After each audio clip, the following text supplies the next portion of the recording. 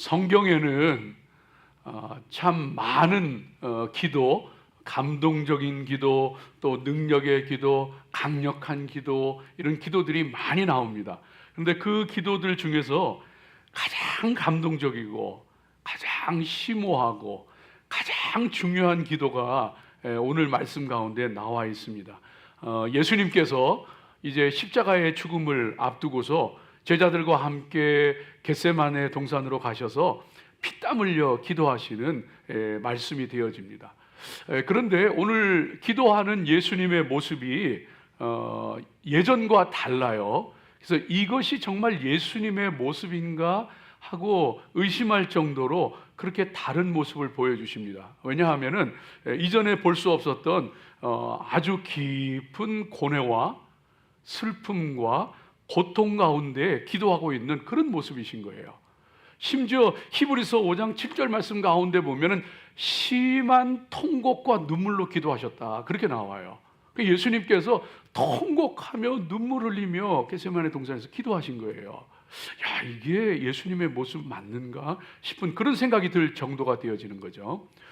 예수님이 이토록 큰 고뇌와 고통과 슬픔 가운데 잠기셨던 것은 예수님도 우리와 같은 인간의 몸을 입고 이 땅에 오셨기 때문에, 우리를 구원하기 위해서 인간이 되셨기 때문에 그 인성으로 말미암는 그 죽음을 눈앞에 두고서 그 말할 수 없는 극한의 고통과 슬픔과 아픔을 겪고 계시는 그런 모습인 것을 보게 됩니다. 그런데 이것이 단순히 한 인간이 이제 처참하게 끔찍하게 죽는 것이 두려워서 고뇌하고 슬퍼하고 하는 그런 모습만은 아니에요.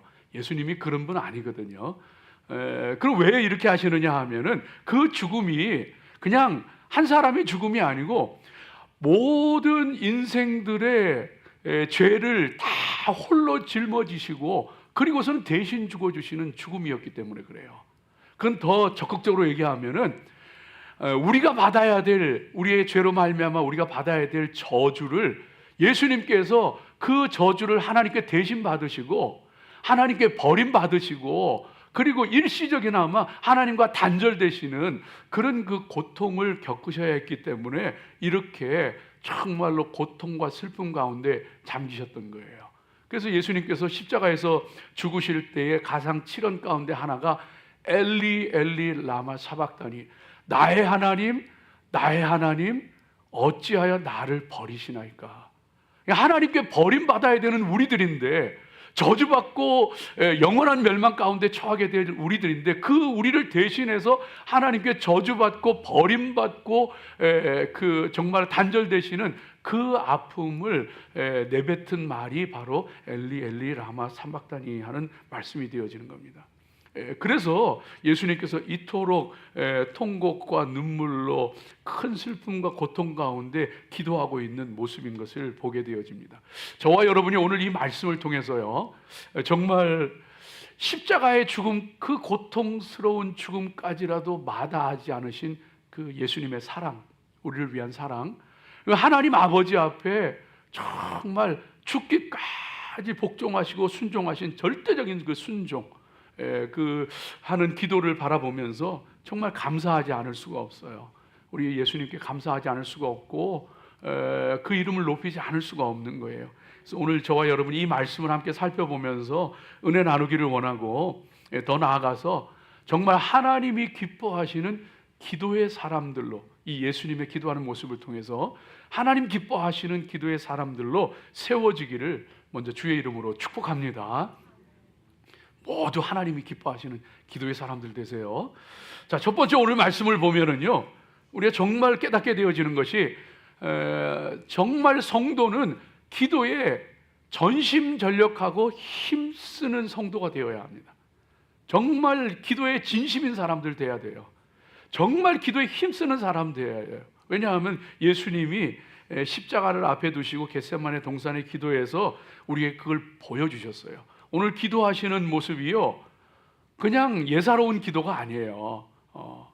어느 정도로 기도하셨느냐 하면은 이 겟세마네 동산에서 기도했다 그러잖아요. 36절에 보면은 겟세마네라는 그 뜻이 아람어로 기름 짜는 틀이라는 뜻이에요. 기름 짜는 틀. 그 올리브 나무가 많잖아요. 감람. 그래서 감람산이잖아요. 거기에 그 겟세마네 동산이 있는데 그 감람나무 올리브 열매를 따서 그것을 짓이겨서 기름을 짜는 틀이 있었던 곳이 그게 겟세마네. 그래서 이름도 기름 짜는 틀이라는 이름을 가지게 되어진 거예요. 거기서 기도하시는데 예수님께서 그 올리브 기름을 짜듯이 정말 땀이 피가 되도록 정말 진액을 다 쏟아내면서 하나님 앞에 기도하고 있는 그런 모습을 볼 수가 있어요. 그래서 누가복음 22장 44절 말씀 가운데 실제로 예수님이 기도할 때에 땀이 땅에 떨어지는 핏방울 같이 되었더라, 그렇게 말씀하고 계시죠. 정말 진액을 다 쏟아서 기도하시는 거예요. 그리고 땅에 엎드려서 얼굴을 땅에 대고서 기도했다 그러면 히브리 사람들은요, 기도할 때 크게 두 가지 모습인데 주로 손을 들고 하늘을 향해서 기도하거든요. 근데 이렇게 땅에 얼굴을 대고 기도할 때도 있는 거예요. 엎드려서 땅에 완전히 얼굴을 대고 완전히 엎드려서. 이거는요, 하나님 앞에 절대적으로 순종, 절대적으로 하나님 의지, 절대적으로 하나님께 모든 것을 맡긴다는 간절한 기도입니다. 그러니까 땅에 얼굴을 대고 엎드려가지고 간절히, 그것도 한 번 하고 마는 것이 아니고 3번을 그렇게 반복하면서 간절히 하나님 앞에 기도하고 있는 그런 모습을 보게 됩니다. 사랑하는 여러분, 저와 여러분도요, 오늘 예수님의 기도의 모습을 보면서 저와 여러분도 기도에 힘써야 돼요. 그냥 설렁설렁 기도하는 게 아니라 정말 하나님 앞에 마음을 드리고 정성을 드리고 진실하게 기도에 힘쓰는 사람들 되어져야 합니다. 기도를 통해서 하나님께서요, 오늘 예수님께서 그 고통과 슬픔을 이기고 그리고 그 십자가 죽음을 이기고 정말로 하나님의 놀라운 역사를, 생명의 구원의 역사를 이루시는 것처럼 우리가 진심으로 하나님 앞에 기도하게 되어질 때에 모든 것을 이기게 하셔요. 우리를 통하여 하나님의 뜻을 이루게 하시고 하나님 영광 받으셔요. 그렇기 때문에 저와 여러분이 정말로 하나님 앞에 기도하는 것이 중요해요. 하나님께서 기도를 통해서 모든 것 이기게 하시는, 여러분 인생을 살다 보면은 우리 삶에도 우리 사역에도 참 여러 가지 일들로 괴로워할 때가 있잖아요. 또 그런가 하면은 너무나도 걱정스러워서 걱정이 태산 같은 때가 있잖아요. 어떤 때는 두려워서 어찌해야 될 줄 모르고 허둥대는 그런 때도 있잖아요. 그런데 참 신기한 거는 그렇게 잠이 안 들 정도로 걱정을 하고 심지어는 두려워하고 염려 근심하면서도 밤을 꼬박 잠도 못 이루고 지내면서도 기도는 안 하는 때가 많더라고요. 걱정은 태산같이 하는데 기도는 안 해. 두려워서 어쩔 줄 모르는데 기도는 안 해. 그냥 두려워 떨기만 해. 잠이 안 올 정도로 그렇게 큰 문제 앞에서도 잠은 안 오는데 기도는 안 해. 이런 모습을 보일 때가 너무나 많거든요. 기도가 살 길이에요. 기도하면은 하나님께서 기도하는 성도에게 능력으로 역사하시고 그 모든 것을 이겨내게 하시고 하나님의 길을 열어 보여주시고 능력으로 역사하시는 줄로 믿습니다.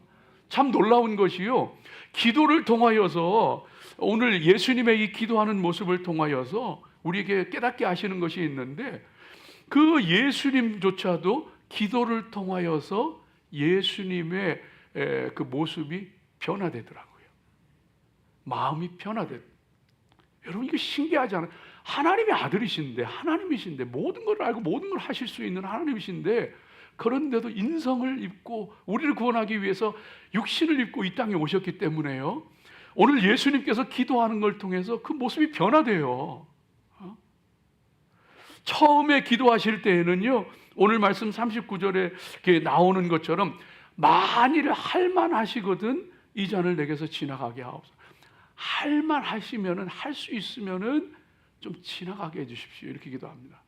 근데 두 번째 기도하실 때에는요, 42절 말씀 가운데 뭐라고 하느냐면, 만일 내가 마시지 않고는 이 잔이 지나갈 수 없거든, 만일 내가 마시지 않고 지나갈 수 없거든 아버지의 원대로 되기를 원합니다.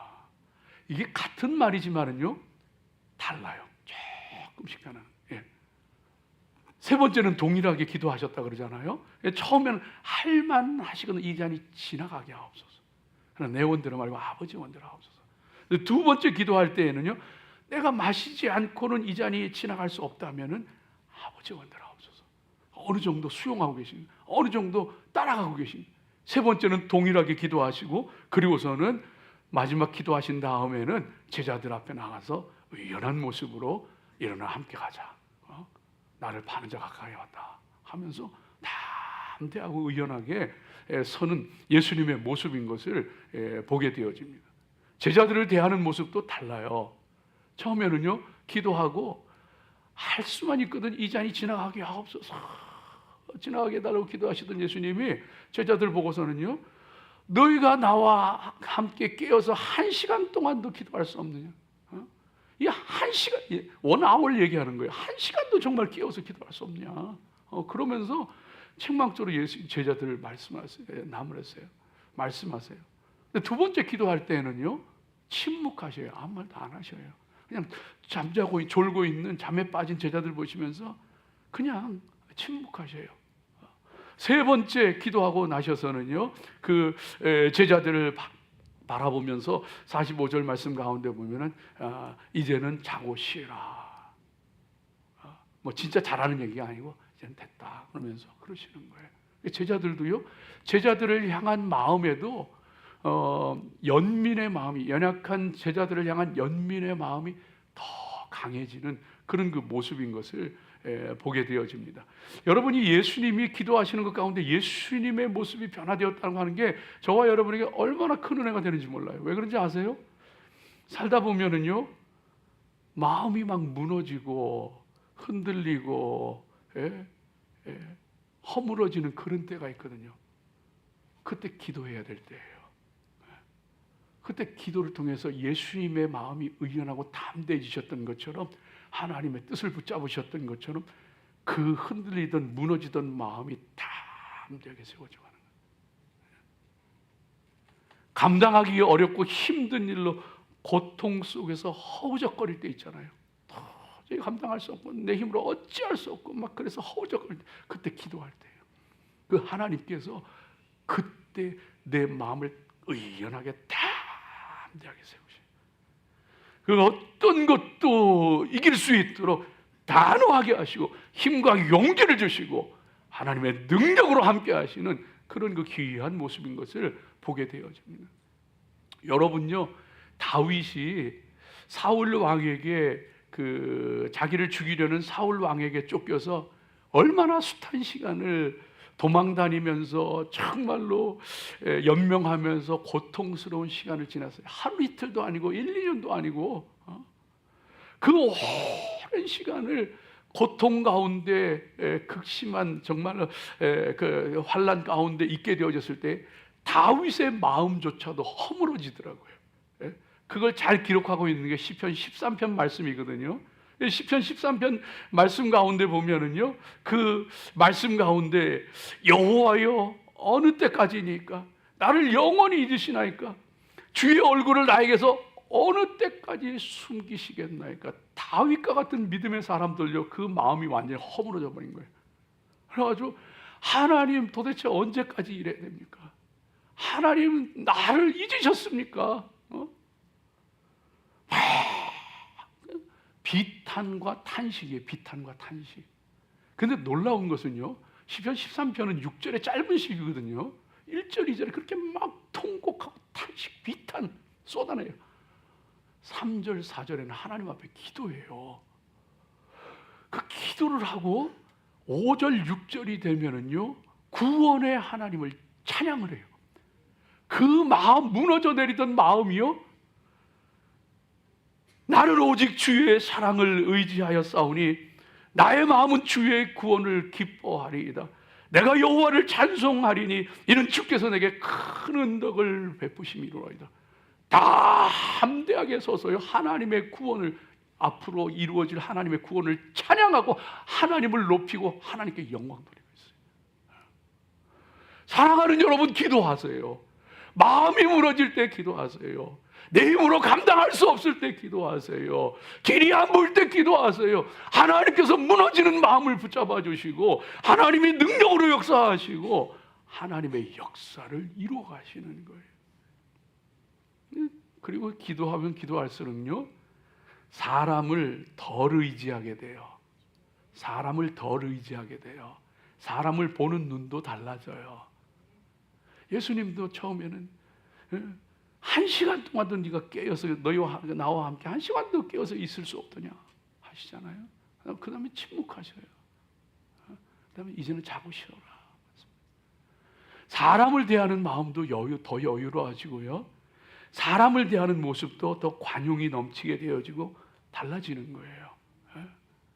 하나님을 향하여서 전적으로 하나님 의지하게 돼요. 기도하면은 전적으로 하나님 의지하게 됩니다. 사람 의지하던 것에서 전적으로 하나님 의지. 다윗이요, 하나님의 사람 요셉이요, 여러분요, 요셉이 얼마나 기도했겠어요. 여러분, 요셉이 기도한 말씀이 성경 가운데 구체적으로 직접적으로 나타나지는 않지만은 요셉이 얼마나 기도했겠어요. 저는 성경을 읽으면서 충분히 느껴요. 자기를 미워하고 심지어 자기를 죽이려고 하던 그 형들을요, 어떻게 용서할 수 있냐고요. 그런데 하나님 앞에 눈물로 기도하며 숱한 시간을 하나님 앞에 기도로 나갔던 그는요, 그 형들조차도 이해하고 용서하고 품을 수 있게 돼요. 여러분요, 도저히 이해할 수 없고 용납할 수 없는 사람이 있나요? 도저히 함께 하고 싶지 않은 사람이 있나요? 그때 기도하십시오. 하나님께서 그 사람조차도 용서하게 하시고 이해하게 하시고 품게 하셔요. 하나님 뜻을 도저히 받아들이기 힘든가요? 왜 나를 이런 상황 가운데, 왜 나를 이런 처지 가운데, 왜 나를 이렇게 몰아가시느냐고 하나님의 뜻이 이해가 되지 않는 때가 있나요? 그때 기도할 때입니다. 그 기도할 때에 하나님의 뜻이 깨달아지고 하나님의 뜻을 받아들이게 되어지고, 그럴 때에 하나님께서 열어주시는, 예수님을 통하여 열어주셨던 생명의 길이, 구원의 길이, 하나님의 기적의 일들이 우리 인생 가운데도 열려지는 거예요. 그래서 그렇게 하나님 앞에 기도하게 되어질 때에 정말로 하나님 앞에, 에스더가 하나님 앞에 기도하잖아요. 처음에는 자기가 유대인인 걸, 히브리인인 걸, 유대인인 걸 숨겼어요. 페르시아의 왕비가 되었지만 자기가 유대인인 걸 숨겼어요. 근데 유대 민족이 몰살 위기에 처했는데도 자기 신분을 숨기고 가만히 있었어요. 왕비임에도 불구하고. 근데 모르드게의 말을 듣고서는요, 그 말을 듣고서는 하나님 앞에 기도합니다. 그리고는 내가 죽으면 죽으리라, 하나님의 뜻을 받아들이고 하나님의 뜻을 따르고 순종하고 죽으면 죽으리다 담대하게 하나님 말씀 따라 나가게 되어질 때에 유대 민족을 몰살의 위기 가운데서 구원하는 하나님의 기적의 역사를 이루어요. 사랑하는 여러분, 기도하세요. 길이 열립니다. 하나님이 살려주십니다. 하나님의 역사가 나타납니다. 하나님의 생명과 축복이, 예수님이 기도를 통하여 그 십자가를 감당하시고 그 구원, 하나님의 뜻을 따를 때 구원과 생명의 문이, 축복의 문이 열렸던 것처럼 우리 인생 가운데도 하나님의 놀라운 은혜가 임하게 되어지고 길이 열리게 되어지고, 광야의 길이 열리고 사막에 샘이 터지고, 광야에서 물을, 사막에서 물이 솟아나서 내 백성에게 마시게 할 것이라, 내 백성, 내 택한 족속들에게 마시게 할 것이라, 이 귀한 은혜를 체험하며 살아가시기를 주의 이름으로 축복합니다. 여러분, 성도는요, 기도에 힘써야 돼요. 진짜 기도하는 사람 돼야 돼요. 대충 설렁설렁 기도하는 게 아니고. 두 번째로 오늘 말씀 가운데 보면은요, 이 말씀은 저와 여러분에게 분명히 말씀해 주세요. 시험에 들지 않게 깨어 기도해야 합니다. 시험에 들지 않게 깨어 기도해야 합니다. 기도도요, 기도할 때가 있고 자고 쉴 때가 있어요. 예수님께서 제자들에게 40절 41절에 보니까 너희가 나와 함께 1시간도 이렇게 깨어 있을 수 없더냐, 시험에 들지 않게 깨어 기도하라, 시험에 들지 않게 깨어 기도하라 하면서 깨어서 기도하라는 거예요. 나같이 1시간 동안이라도 기도할 수 없느냐 하면서 그러시더니 45절에 가면은요, 이제는 자고 쉬어라 말씀하시에요. 제자들은 깨어서 기도할 때 깨어서 기도하지 못함으로 잠시 후 이제 군병들에 의해서 예수님 체포되실 때 그 예수님 다 버리고 도망가고 계집종 앞에서 3번이나 부인하고 시험에 빠지고 부끄러운 모습 보이고 다 연약한 모습 다 드러내더라고요. 성도는 시험에 들지 않도록 깨어 기도해야 돼요. 무슨 일이 있기 전에 깨어서 기도해야 돼요.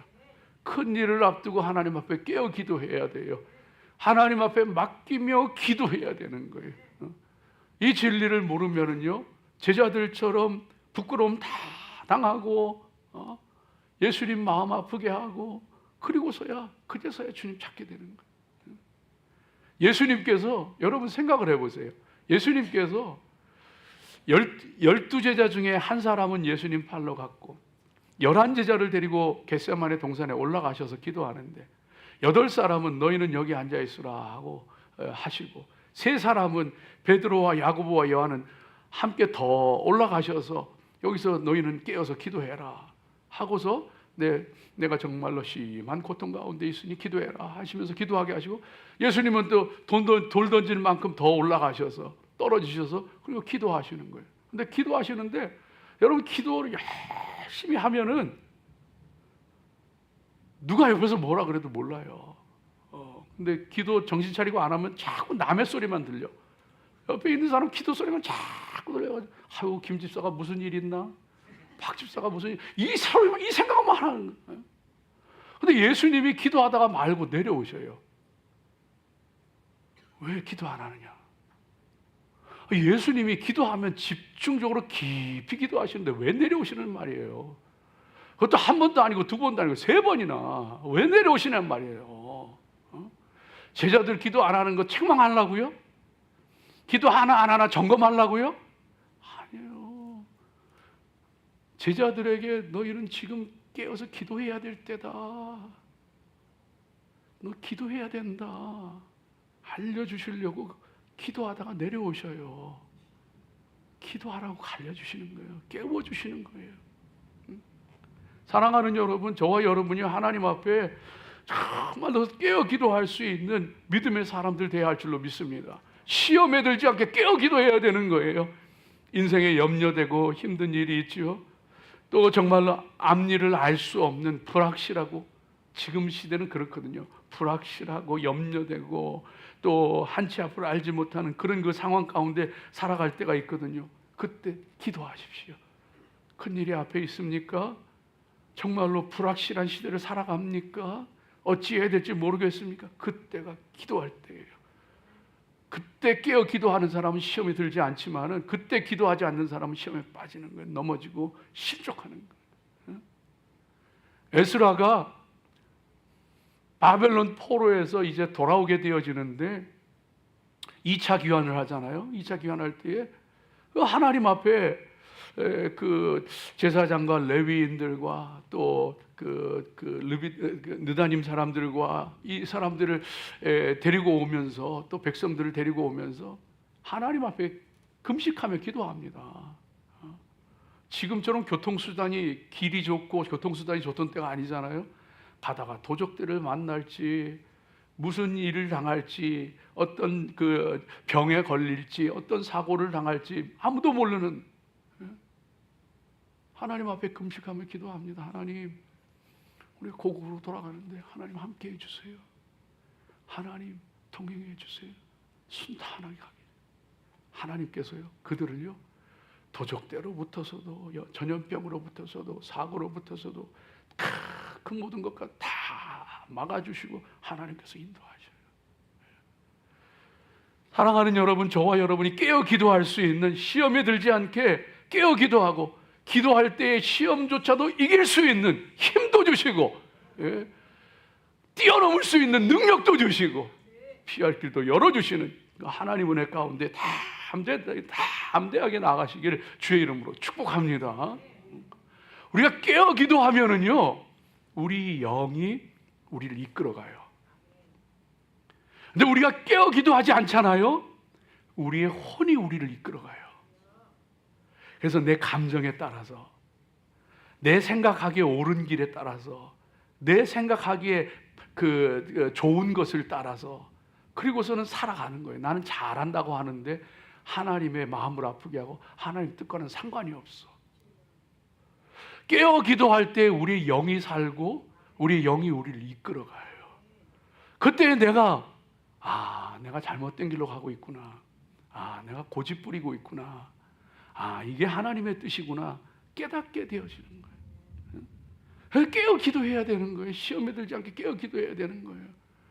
다윗과 같은 믿음의 사람도요, 나라가 평안하여져 가고 강성하여져 가고 정말로 그 영토가 확장되어져 가고 이방 나라들을 복속시키고 하게 되어질 때에 군사들이 전쟁에 나가 있는데 자기는 왕궁의 옥상을 거닐면서 깨어 기도하는 것이 아니고 늦게 일어나서 왕궁의 옥상을 거닐면서 그러면서 육신적으로 살다가 그 다윗조차도 부하의 아내 목욕하는 모습을 보고서는 넘어가더라고. 그 믿음의 사람도. 우리 믿음의 사람들이요, 그래서 갈라디아서 5장 16절 17절 말씀 가운데 들려주시는 것처럼 내가 이르노니 너희는 성령을 따라 행하라. 그리하면 육체의 욕심을 이루지 아니하니라. 육체의 소욕은 성령을 거스리고 성령은 육체를 거스리나니 이 둘이 서로 대적함으로 너희가 원하는 것을 하지 못하게 하려 합니다. 육체의 소욕은 성령을 거스려요. 성령은 육체를 거스리게 되어 있는 거예요. 그래서 정말로 깨어 기도할 때 성령을 따라서 행하게 되어지고, 하나님이 뭘 원하시는지, 하나님께서 뭘 기뻐하시는지, 하나님이 어떻게 하기를 원하시는지 깨닫게 되어지는 거예요. 깨어 기도할 수 있는 성도들 되시기 바랍니다. 특별히 지금은요, 깨어 기도해야 될 때예요. 왜냐하면은 사단 마귀는요, 언제나 다양한 모습으로 교묘하게 우리를 공격해 왔어요. 예수님의 제자들은 육신을 연약하게 해서 피곤하기도 했겠죠. 얼마나 피곤했겠어요. 하루 종일 예수님과 함께 사역하고 그러면 얼마나 피곤했겠어요. 그런데 육신이 피곤해서 그런 거 아니에요. 육신의 연약함을 통해서 마귀가 공격하는 거예요. 거기 넘어진 거예요. 기도하지 못하고, 깨어 기도하지 못하고. 그렇게 공격하던 마귀는요, 사단 마귀는 이제 예수님께서 부활 승리하시고 나서 그리고서는요, 그 초대교회를 핍박을 하는데 교회가 막 살아서 꿈틀꿈틀 거리기 시작하니까 물리력을 가지고서 물리적으로 막 핍박을 가합니다. 잡아 죽이고 짐승에게 던지고 감옥에 가두고, 이 마귀 사탄이 그렇게 막 물리력으로 막 공격을 하는 거예요. 그런데 성도들이 순교의 각오로 그거 이겨냈거든요. 예루살렘 교회가 핍박을 받을 때 더 사방으로 퍼져가면서 사마리아와 이방으로 막 그냥 복음이 퍼져가면서 교회가 왕성하게 일어나거든요. 그래서 사단이요, 이번에는 이단 사설을 가지고서 거짓 교사들을 통해서 교회를 막 공격하는 거예요. 내부에 막 그냥 거짓 영들이 들어와 가지고 교회를 흔들기 시작한, 이단 사설들이 들어오기 시작하는 거예요. 근데 그거 이겨냅니다. 그 이단의 공격을 통해서, 거짓 교사들의 공격을 통해서 더 진리를 바로 세웁니다. 이것이 하나님의 말씀이다. 이것이 하나님의 진리다. 더 바로 세우게 되고 하나님의 교회가 더 왕성하게 세워져 갑니다. 그러고 나자 마귀가요, 교회를 다시 공격을 하는데 기독교를 공인하고 로마의 국교로 삼아요. 그러니까 권력이 손에 들어오잖아. 권력이 손에 들어오니까요, 권력을 잡으면 타락하게 돼 있어요. 예. 핍박하고 공격받을 때는 내 믿음이 순수해지는데 내가 힘을 얻기 시작하면, 그때 내가 깨어있지 않으면요, 다윗 같은 사람도 타락했어요. 타락하게 되는 거예요. 교회가 썩어가는 거예요. 진리를 잃어버리는 거예요. 면죄부를 팔고 연옥 타령을 하고. 그때 종교개혁가들이 일어나서 교회를 다시 세웁니다. 바로 세웁니다. 교회를 다시 세웁니다. 그리고서 교회가 일어나게 되어지는데, 그러고서 교회가 일어나고 세워지게 되어지니까 이번에는요, 계몽주의의 물결을 타고서, 그리고서는 인본주의 신학, 진보주의 신학이 교회 안에 들어와서 교회를 찢어놓고 하나님 말씀을 갈기갈기 찢어놔요. 아, 이거는 이런 거다. 아, 이거는 이런 거다.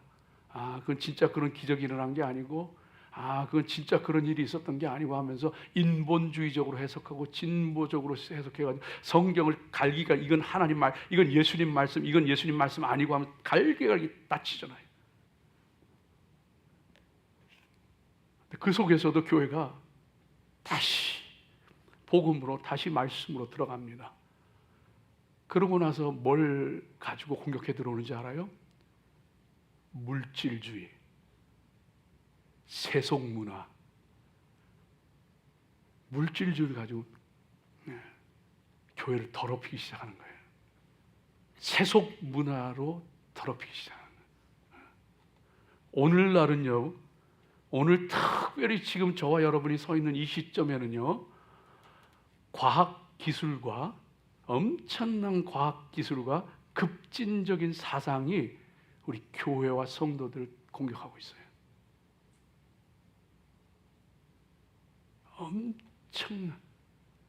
지금 인류가 엄청난 일들을 해내고 있습니다, 여러분. 노벨상 수상자들이 선정이 됐잖아요. 우리 한국 작가 한 사람도 정말 그 노벨 문학상을 수상자로 선정이 됐잖아요. 굉장히 영광스러운 일인데, 근데 여러분, 노벨 그 물리학상, 화학상 받은 사람들이 어떤 사람들인지 아세요? AI와 관련된 기술 혹은 그것을 응용한 과학자, 의학자들이에요. 그래서 노벨 화학상을 받은 사람 3사람 중에 2사람이 AI 프로그램, 인공지능 개발과 관련된 구글의 AI 알파폴드라고 하는 이거 개발한 사람들이에요. 그걸 가지고서 데이비드 베이커라고 하는 사람이 단백질을 만들어내고 단백질 구조를 예측하는 그 일들을 해냈어요. 쉽게 얘기하면은 이전에 없던 단백질은 사람의 생명하고 관련되어 있는 거예요. 단백질은 사람 생명하고, 이전에 없던 단백질을 만들어낸다는 것은 엄청난 일은 신약을 만들어내는 거예요. 백신을 만들어내는 거예요. 나노 소재들을 이루는 거예요. 여러분, 앞으로 지금도 그렇지만 엄청난 일들이 벌어질 겁니다. 정말 살기 좋은 세상이 될 겁니다. 이전에 고치지 못했던 병들을 다 고치고 엄청난 일들이 벌어질 겁니다. 그래서 인간이 실험을 통해 가지고 1년 만에 밝혀내던 단백질 구조 하나를요, 몇 분 만에 지금 밝혀내고 있어요. 요 몇 년 사이 2억 개가 넘는 단백질 구조를 만들어내고 밝혀내고 했어요. 좀 가끔 이런 생각해요. 요한계시록에서 말하는 바다에서 올라오는 짐승, 그리고 땅에서 올라오는 짐승, 이건 저 혼자 생각이에요. 이거는 뭐 여러분 그냥 듣고 지나가시면 돼요. 바다에서 올라온 짐승이 AI일 수도 있겠다. 정보의 바다라 그러잖아요. 정보의 바다라 그러잖아요. 엄청난 게 있을 때 그 바다라 그러거든요. 거기서 올라온 게 이 AI거든요. 이 AI가 지금 인간의 문명을 다 잠식해 들어가고 있고 과학자들조차도 두려워해요. 이 노벨상 받은 사람 중에 한 사람이 실제로 그 AI 종말론 얘기했던 사람이에요. 과학자인데 두려워하는 거야. 왜? 인간을 능가하거든요. 못 따라가요. 엄청난 일들 해내는 거거든요. 그런데 그런 거 보면서 요한계시록 17장 말씀 가운데 보면 무너졌도다 큰 성 바벨론이요, 17장 18장 나오잖아요. 그 음녀 바벨론이라 그래요. 음녀 바벨론은 큰 성 바벨론이라고 그러거든요. 도시 문명을 얘기하는 거예요. 그 음녀 바벨론이 뭘 타고 있느냐? 물 위에 앉아서 짐승을 타고 있어요. 짐승을 타고 세계를 지배를 해요. 이 인간의 문명이요, AI를 타고 세계를 지배합니다. 그런데 그 짐승이 음녀를 찢어 죽여요. 그걸 먹어버립니다. 인류의 문명은 파멸될지도 몰라요. 이건 제 얘기예요. 여러분 그냥 듣고 흘리세요. 그 짐승이 AI가 우리 인류를 멸망시킬지도 몰라요. 그리고서는 그 짐승이 세계를 지배합니다. 물론 우리 주님께서 그 짐승의 세력을 깨트리시지만, 여러분 우리 믿음의 사람들이 정말로 하나님 앞에 영적으로 깨어 기도해야 될 때가 왔어요. 베드로전서 4장 7절 말씀 가운데 말씀하시는 것처럼 만물의 마지막이 가까웠으니 그러므로 너희는 정신을 차리고 근신하여 기도하라. 깨어 기도하라는 거예요.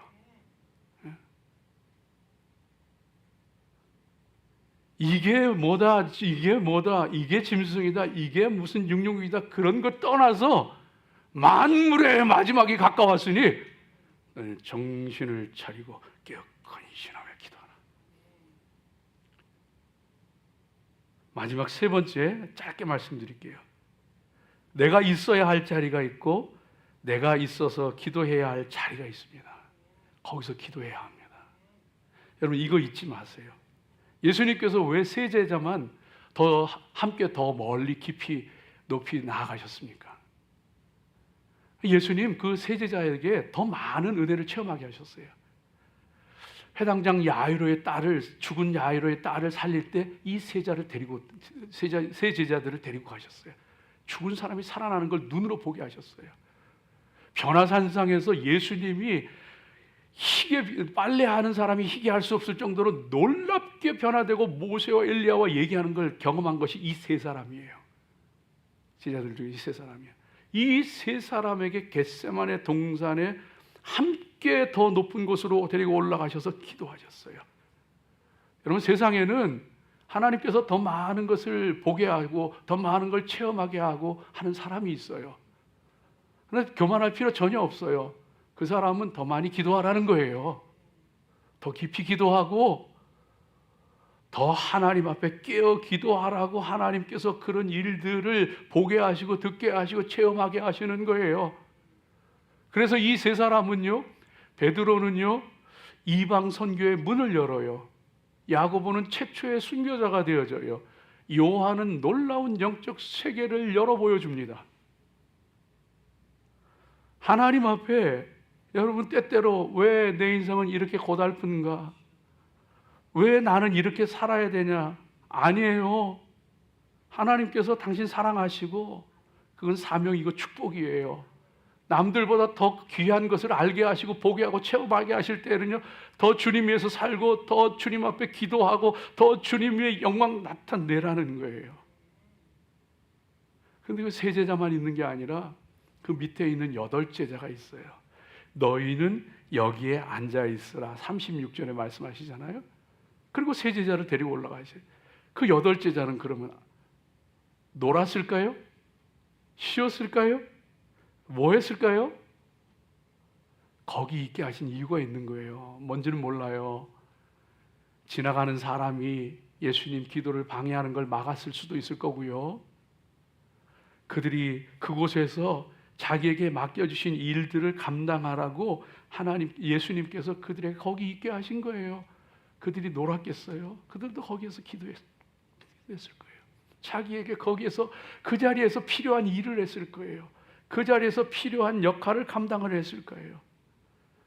누군가는 너희는 여기에 있으라. 누군가는요 여기에 있는 사람도 필요한 거예요. 나를 있게 하신 그곳, 나를 세우신 그곳에서 세 제자처럼 그렇게 특출난 일이 아니더라도 그곳에서 기도하고 그곳에서 내 맡겨진 사명 감당하고 하는 그 일이 필요해서 그곳에 두신 거예요. 누군가는요 산에 올라가서 등허리에 서리가 맺힐 정도로 밤을 새워 기도해야 되는 사람도 있고요.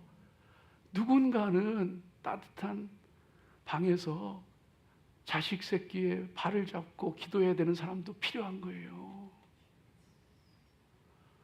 누군가는 이름을 내며 하나님의 일을 해야 되는 사람도 있고, 누군가는 알려지지도 않은, 또 무엇을 했는지도 모르는 그곳에서 주의 일을 감당하고 기도해야 되는 사람도 귀한 거예요. 베드로와 안드레와 야고보만 귀한 것이 아니라 하나님이 있게 하신 그곳에서 우리 기도해야 돼요. 그곳에서 헌신해야 돼요. 그곳에 충성해야 돼요. 그 하나님의 일을 감당하게 하시는 거예요. 사랑하는 여러분, 기도하면서 주님과 함께 있기를 바랍니다. 고난의 자리에 주님 잡히시는 그 자리에 주님과 함께 있기를 바랍니다. 복음 전하고 주의 일하는 그 자리에 주님과 함께 있기를 바랍니다. 이 귀한 은혜가 있기를 주의 이름으로 축복합니다. 기도하겠습니다. 하나님 감사합니다.